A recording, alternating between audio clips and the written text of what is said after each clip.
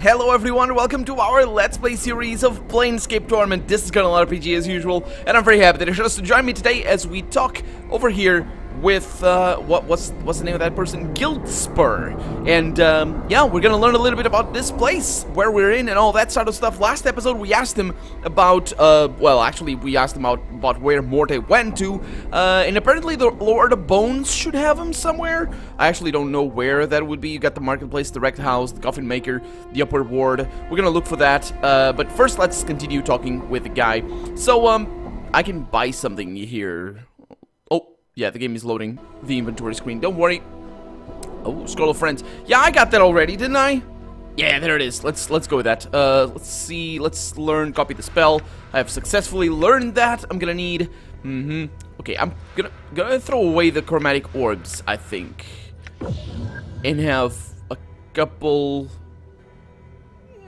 How long does that gain? Cast temporarily gains 2 to 8 points of charisma, which could be helpful in making you friends. Yeah, so I will probably need to just to compensate for this for the lower rolls, because this would have saved us from that place down in the Dead Nations. Oh, that terrible place. Who are these guys coming in? Zerb? Okay, I'm gonna talk to Zerb in a little bit. I had some questions for you.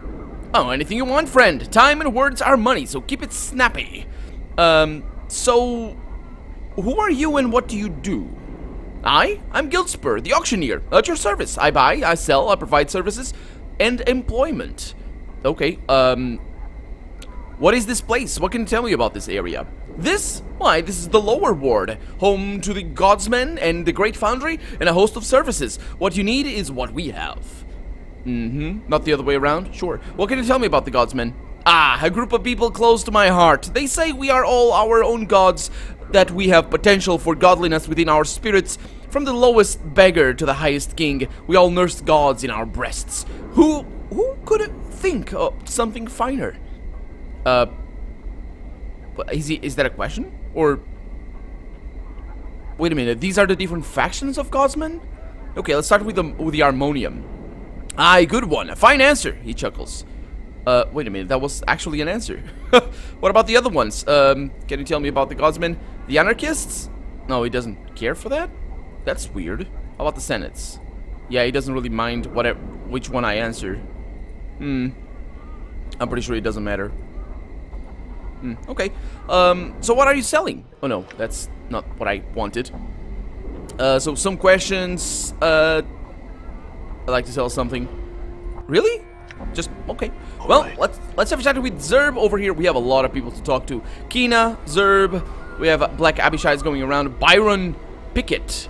Let's go with Zerb first. This huge creature stands over 9 feet tall. Rippling muscles support its massive frame. It seems to be engaged in conversation with 2 similar creatures next to it. Those ones, I suppose. Greetings. He turns at your greeting and begins to look about. After a moment, he looks down and notices you. A look of confusion crosses his features. What do you want, Burke? Not Burke, actually. Zerb. What do you want off, Zerb? I have some questions. He gives you an apologetic look and shakes his head. Zerb not speak language well. Sorry, you talk Thorpe. And he gestures to one of the creatures next to him. Alright, thank you very much. So Thorpe and Gort over there. I'm gonna talk to Kina before, because it looks like this guy is going around too much. And then Korur, we have a lot of people to talk to. It's a woman. This woman has a yellow cast to her skin and severe features. Tattoos cover her body and she wears a long blade at her side. Her eyes are like 2 small black pearls. As you approach her, they follow Dak'kon's movements.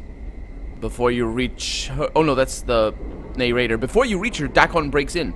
I would have you hear me. What is it, Dak'kon? It is my will that we not speak to this woman. Why not? She's a Zerth. Our wills are crossed blades. We have no common ground.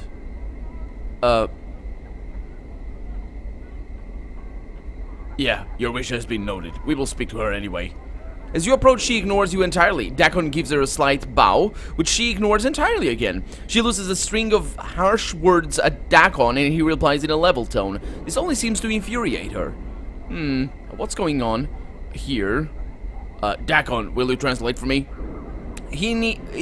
Oh, Kina is talking now. He need not translate for you, I will tell you. You are a human. Wearing a shirt of scars and blood, unfit to hear the words of Zerthimon, you walk in the shadow of a pariah. Yet he has persuaded me to allow you to hear me speak. I would not. No, I would know your will, she says. Oh, okay, so that's what he meant. She doesn't like me? How did he persuade you? Yeah, I just had a few questions. I shall eat drowning. Ask and you shall be answered. What did you mean when you said I walk in the shadows of a pariah? You walk with a pariah and you know not his history? He is quick to speak other words, but of his history he has remained silent. Ask him of Sharklaklor, of the fall of a mighty fortress to the Githyanki, and see that his divided mind divided mind reveals to you. Ask him how he speaks with Zerthimon's words, but his Karak has missed. It is not Zerthimon's words that lack conviction, says Dak'kon. It is their echoes that have been distorted. Huh. Well, I believe that is actually the case, but then again, there is no doubt in how Zerthimon's mind is spoken. Generations of Zerth are as Rakma's jewel. Of one mind on this matter. Your stance carries with it a divided mind. The doubt is yours, an echo cast from your own faithlessness. Your words speak not the mind of Zerthimon, says Dak'kon. They are shaped of angles and hate, as if molded from Gith's mind itself. Yeah, I got that impression as well, that she would be a follower of Gith, but I didn't know that the Gith and her followers actually followed the words of Zerthimon. So maybe she's not. You shall lie with the dead of Shraklor in shifting chaos, for you see all within Vilkwar's eye. Your mind is divided. Your Karak is weak. I don't know what Karak is. Is it like faith? Is it what it is? Is the story? She meant it. Oh, he's as mist. So I'm not sure. Wait a minute. She's attacking? I'm gonna stand in the way of the blades. As if sensing your intent, Dak'kon speaks to you without breaking the gaze he holds on Kina. Hold fast and do not stand in the way of our blades.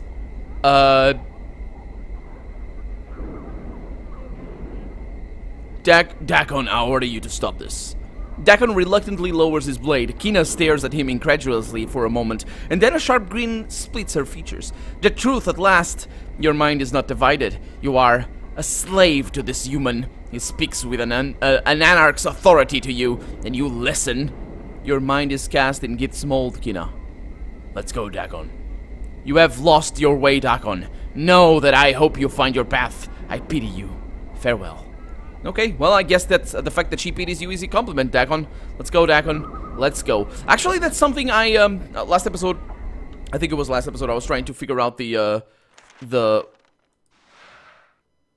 she gave me, oh no, this is the other thing, yeah. Come on, and so forth. Reflects his personality accurately, yeah. So last episode I was trying to figure out the other circles. Apparently I need to use this. So let's do that. Let me also save before that happens. So let's see what the other circles of Zerthimon are going to be. Because after that is done, even right now, I think I could probably talk to Dak'kon and ask him about things. So let's see. Let's use this. This small round stone is the unbroken circle of Zerthimon. Okay, so I can continue examining the plates, which I had no idea, and see if I can puzzle out any new combinations. As you examine the rings of the second circle, you find a strange link in the plate that mentions the laboring of the Gith people to achieve the rising. A new circle emerges from the link, and you unlock it, pulling the plate forth so you can study it. Okay, let's read the symbols. Know that the rising of the people against the Illithid was a thing built upon many turnings. Many were the people who lived and died under Time's blade while the rising was shaped. Okay. The rising was shaped upon a slow foundation. Steel was gathered so that it might mark Illithid flesh. A means of knowing the movements of the Illithids was established. At first weak and confused, then stronger, like a child finding its voice. When the movements were known, then the Illithids were observed. In observing them, their ways of the mind were known. When the ways of the Illithid were known, many of the people were gathered and taught in secret the means to shield their minds, and the ways to harness their will as weapons. They were taught the scripture of steel, and... don't we have that already? Yeah, that's like the first or second circle. And most importantly, they were given the knowing of freedom. These things were not learned quickly. The knowing of... excuse me. The knowing of much of the ways was slow, and in all these things, time's weight fell upon all. From the knowing of one's reflections in a steel blade, to the knowing of submerging the wheel, the knowing of seeing itself, or to the knowing of seeing itself. All of these things and more that people built upon. In time, they came to know the wall. Okay, I'm gonna slide that close, and I'm gonna see if I got anything. No, I did not. Excuse me. So I'm gonna talk to Zerthimon over here. What is or your not Zerthimon. will? to Dak'kon. Yeah, there are things I would like to know, Dak'kon. I will hear you. Okay, so Dak'kon, what is Shrak'tlor? Dak'kon's forehead creases as if he was struck a blow. It is not my will that we speak of that place. Really? Well, never mind. my god, I apologize. Never mind then. Let's see if I can ask you something else. I wanted to talk about your teachings. Yeah, okay, so I wish to give up my current profession and resume... Oh no, that's the other thing. There it is. I have read the Unbroken Circle of Zerthimon. I want to speak to you more about the way of Zerthimon. There was a 7th circle within the stone of Zerthimon. I spoke of the building of the... It spoke of the rebuilding of the rebellion against the Illithids. Dak'kon falls silent. What does this 7th circle speak of? It speaks of time as an ally, not as an enemy. It says that patience can sharpen even the smallest of efforts into a weapon that can strike the heart of an empire. Your victories may be small, but over time, a greater victory may be achieved. Dak'kon is silent for a moment. Will you make this circle known to me? Yeah, I'm gonna take the Unbroken Circle of Zerthimon and unlock the 7th circle. Or his Unbroken... Did he give me a copy? What did I do? Oh, yeah. So I did already. I unlocked the 7th circle already. As you take the circle and twist the links, 2 plates slide from the interior. Oh, so this is how we get the thing. Okay. And into your hands. You have no idea where they came from, but the Unbroken Circle still seems intact. The 7th circle remains. Dak'kon watches you silently. There are 2 plates here. Perhaps we should both study them. You and I? Dak'kon is silent for a moment. There is much you have come to know of the circle, and your knowing carries a greater weight than mine. Dak'kon matches your gaze. Know that your path is mine, and that it shall come to it shall come to pass that as you knew the way of Zerthimon from me, I shall know the way of Zerthimon from you. Well, we'll study the plates later. No, actually, yeah, very well. Let's do this. Okay, so I got 2 plates. There it is. I got one of those for you. Should be okay there. The 7th circle of Zerthimon, Missile of Patience. What does it do? Inscribed upon the circle, only usable. Okay, so that's good. The rising, it doesn't. Oh, I can't really tell from here. Okay, because I need to go into the spellcasting thing over here. Okay, we have it. Ball of lightning. What? No, wasn't this? Oh, it Missile of Patience right there. Okay. Excuse me. Could this spell be any more useless? Cried Ilnek, Mage of Amnar. So, yeah, what does he do? The Bane of Mages Everywhere could be... The Bane of Mages Everywhere. Could this be the practical joke of an Archmaester or Archmage? Or living disproof of the old prime material axiom that good things come to those who wait? Okay. I'm gonna mess around with it. I'm gonna get that. Now, we'll learn that a little bit later. Okay, so I'm gonna remove that so we can both cast that, just in case. I have no idea what's gonna happen. But, let's learn again. Oh, wait, oh, there it is. So, use... let's examine the plates and see if I can puzzle out anything else. As you examine the rings, the 7 circles of Zerthimon, you suddenly become aware of a pattern in the way the links are formed. You hook your fingers into the sides of the circle and unlock a hidden segment, pulling the plate forth so you can study it. Know that a mind divided divides the man. The will and the hand must be as one. In knowing the self, one becomes strong. Know that if you know a course of action to be true in your heart, do not betray it because the path leads to hardship. Know that without suffering, the rising would have never been, and the people would never have come to know themselves. Know that there is nothing in all the worlds that can stand against unity. When all know a single purpose, when all hands are guided by one will, and all act with the same intent, the planes themselves may be moved. A divided mind is one that does not know itself. Oh. Yeah, he's of a divided mind, yeah. So maybe she was right. Huh. When it is divided, it cleaves the body in two. When one has a single purpose, the body is strengthened. In knowing the self, grows strong. In enduring, goes strong. Okay. What I'm gonna do is I'm gonna load the game here. Back to the beginning of the episode. I'm gonna do that again because I need, so let's see. I have some questions. So I asked him all these questions over here. I've asked about the Godman, it doesn't matter. I've asked about that. No, there it is. Okay. Was there anything else? Anyway, yeah, so that's good. And now let's do this again, but this time, let's see. So you, well, I still need to learn this. There it is. So I need to use this, and I need to bring that forth. Continue reading the symbols and finish reading the symbols. Okay, so I do that. Feel like a chimney. You what? Don't feel like a chimney. What? What did she say? Your will. Okay, so I would. So I want to talk about your teachings, and I want to do that, and then I can expose it to him. So I can do that right there. Again, 2 items, and we can study both these things. So there we go. Oh, need to give you this. And the reason why I'm doing this is because I'm pretty sure if I can fix Dak'kon, or undivide himself, or something, I'm not really sure. But if I can do that, maybe the other girl is not going to be so upset with him. So I'm going to do this, so I can get that and a couple of friends right there. And then you can remove 1 scripture of steel and get the patience right there. Okay. Also talk to Zerb over here. I'm pretty sure it doesn't really matter. Greetings. I had some questions. Yeah, it doesn't really matter. Gone. So we were going to Kina. That's her name. Okay. So from here, I'm gonna do the same exact thing as before, which is use this thing, try to examine that, read the symbols, continue reading the symbols. In knowing the self, one becomes strong.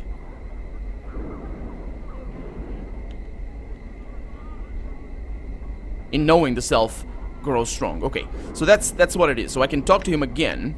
What is your will? I want to talk about your teachings. I've read, yeah. So what did you know? There was an 8th circle within the Stone of Zerthimon. It spoke of the vision of the mind and the importance of focus. Dak'kon falls silent. When he speaks again, his tone is quiet, almost reverent. What does this 8th circle speak of? Okay, my interpretation of it was quite simply that, you know, the focus of your mind, basically, and the focus of the group as well, but if you're in the knowing yourself is more knowing what you want to do than anything else. Let's see. It speaks of the focus and discipline, about how not knowing oneself can physically divide the man. It also speaks of the weakness that the vision causes. It seems to me that it tells one to not only know themselves and take strength from that, but that your focus can reveal weakness in your enemy. Yeah, sure. Dak'kon is silent for a moment. Will you make this circle known to me? Yep.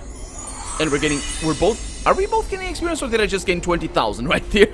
As you take the circle and twist the links, 2 more plates slide from the interior into your hands. As with the 7th circle, you have no idea where they came from, but the unbroken circle still seems intact. The 8th circle remains. Dak'kon watches you silently. There are 2 blades here. We should both study them, you and I. I think when you know the 8th circle, perhaps then you will know Zerthimon's heart, when he made the pronouncement of 2 skies. His words were not those of the Illithid, but of the people. Okay, so if that is the case, because I didn't really see, I can't really see the connection. It's very esoteric, this whole thing. But if my character thinks that his words were not of the Illithids, then that explains his lack of faith. His lack of faith in Zerthimon, because he doubted that Zerthimon actually was speaking of himself, or, you know, speaking himself, and he doubted that he maybe was controlled by the Illithids. Dak'kon stares at the plates, his eyes flickering over the geometries upon them, then looks up and matches your gaze. His blade bends, shifts, until the shimmering you noticed before has become a silver glow. He seems somewhat stronger somehow. Know that when death comes for you, I gain strength, dexterity, and constitution. Or he, maybe, I don't know. Know that when death comes for you, he says, know that I shall meet its blade with mine. Know that when all dies around you, no, I shall live for your sake.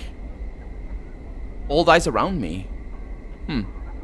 When we die, Dak'kon, it shall be the same death. It shall be the pronouncement of 2 deaths as one. Updated my journal. Stronger. Okay. So what was that update? I suppose... I think my discovery of the 8th circle brought Dak'kon to a greater understanding of himself and removed the doubt that had afflicted him. Yeah, that's good. So I now can talk to her, I think. I literally watched him shed the coat of years when I told him of the 8th circle. In hearing my words, Dak'kon made the pronouncement of 2 deaths as 1, when he swore that when death came for me, he would meet its blade, or its blade with his. The blade of death. That's pretty cool. Okay, so now we can talk to that lady, but before... I'm not really sure what I'm gonna do. Okay, so we gained spell memorization abilities and some hit points. Ball of Lightning. That's a pretty cool one. Balancing all things. Axe of Torment. Mystical Battle Axe. The axe strikes a specified individual target for 1 to 8 points of damage. In addition, as a final blow, the axe will cause a magical effect to occur at random. That's too dangerous. I don't like that. It's too dangerous. Let's get that. And we got level 4 spells now. Good stuff, good stuff. Okay, now what I will do is I'll trust him when talking to Kina. I'll let him do... well, we'll see. We'll see. So, I would hear... Okay, what is it? Why not? Okay, I still will talk to her. Should I not talk to her? I want to see what this is. Let's see. As you approach, she ignores you entirely. Yeah, so basically I'm gonna choose the same as before. He has convinced her to talk to me. And yeah. What did you mean? Yeah, what about the shadow of a pariah? You walk with her. She has the same... Yeah. It is not Zerthimon's word that lack vision, it is their echoes that have been distorted, he says. Does he know better? Your words speak not of the mind of Zerthimon. They are shaped... Yeah.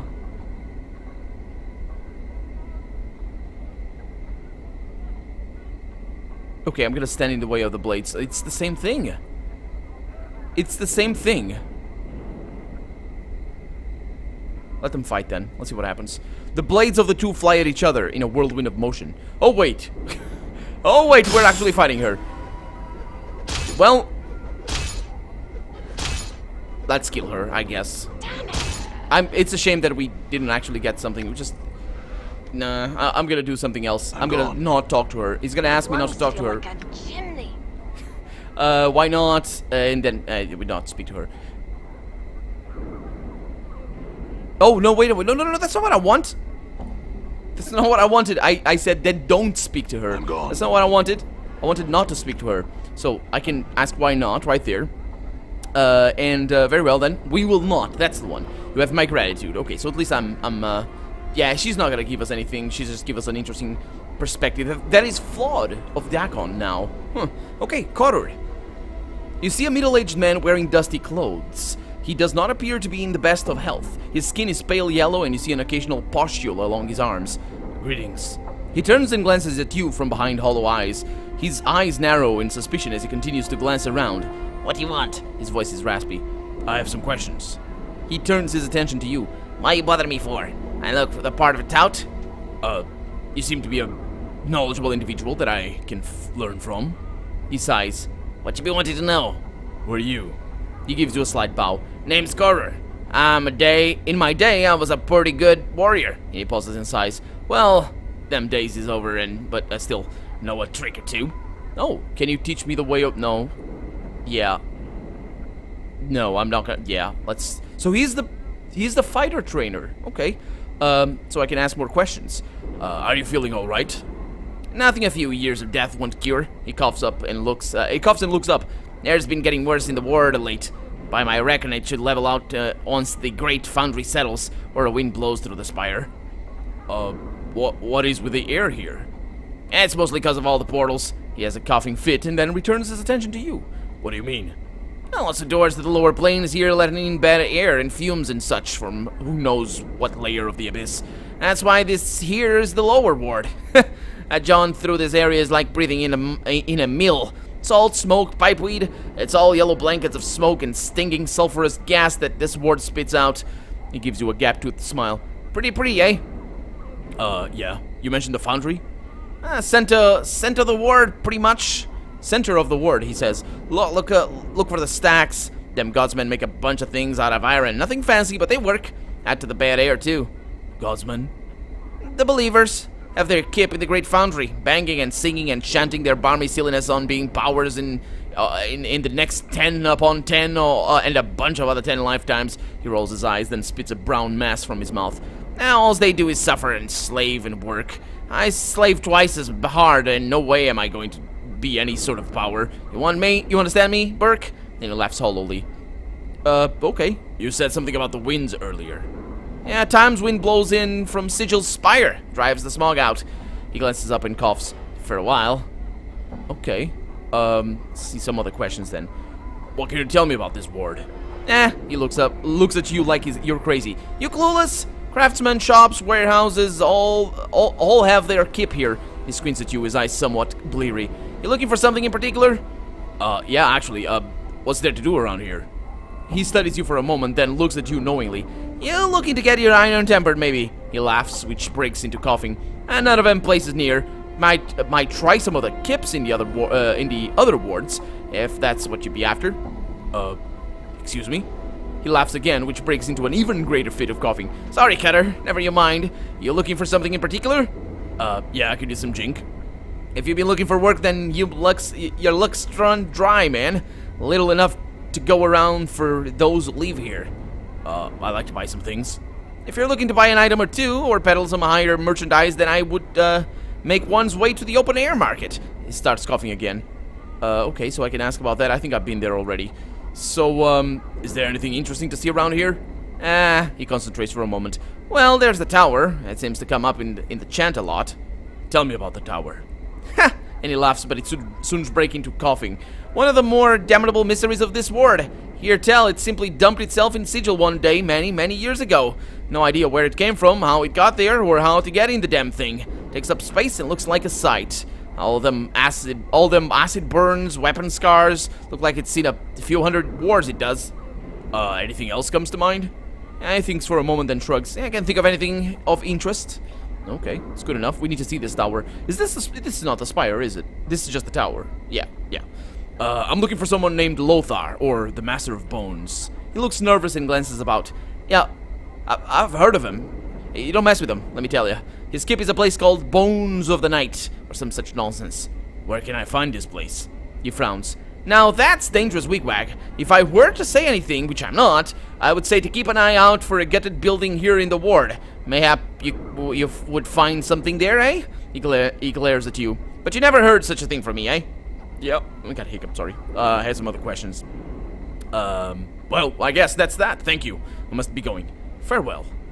And that is also, coincidentally, the end of the episode because we're out of time. So, we know where to go, kind of. We need to talk to Vorten over here. We didn't talk to him when we came in, but we will talk to him in the next episode. For now, I'm Colonel RPG, and this has been Planescape Torment. I really hope you've enjoyed it. And if you did, go ahead and leave a comment, like the video, but above all, thank you so much for watching. And I hope I'll see you next episode.